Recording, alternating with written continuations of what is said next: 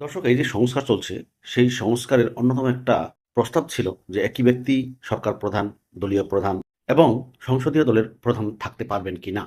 BNP এই প্রস্তাব সরাসরি নাকচ করে দিয়েছিল, আমরা সবাই জানি। এটা নিয়ে অনেক আলোচনা হয়েছে, সমালোচনা হয়েছে। বিএনপি আসলে সংস্কার চায় না, এরকম অনেকেই বলছিলেন। এই প্রসঙ্গে তারেক রহমান, বিএনপির ভারপ্রাপ্ত চেয়ারম্যান তারেক রহমানকে বিবিসি বাংলার পক্ষ থেকে প্রশ্ন করা হয়েছিল যে আপনি এ ব্যাপারে কি বলেন, আপনার মন্তব্য কি। তারেক রহমান ইনিয়ে বিনিয়ে অনেক রকম কথা বললেন।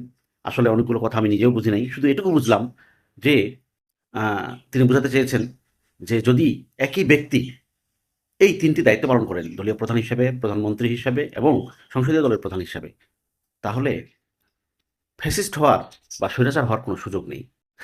মানে মানে বাংলাদেশের মানুষ যেটা চায় যে একজন ব্যক্তি কেন ভাই ৩ টা দায়িত্ব পালন করবেন? এই জায়গা থেকে বের হয়ে আসতে হবে। দলীয় প্রধান হলে তিনি প্রধানমন্ত্রী হবেন না, প্রধানমন্ত্রী হলে দলীয় প্রধান হবেন না। আবার একই সাথে পার্লামেন্টারি দলের প্রধানও হবেন না। এটা তো সহজ হিসাব। মানুষ তো এটা চায় যে একই ব্যক্তি এইসব এত সব দায়িত্ব পালন করবে না। কিন্তু বিএনপি বরাবরই এটার বিরোধিতা করেছে এবং স্বয়ং তারেক রহমান তিনিও এ নিয়ে বিনিয়ে বলতে চাইলেন যে তারা এই প্রস্তাবকে সমর্থন করেন না। আমার অন্তত এটুকুই মনে হয়েছে। দর্শক, এ বিষয়ে আপনার কোনো মন্তব্য থাকলে কমেন্টসে জানান। ধন্যবাদ।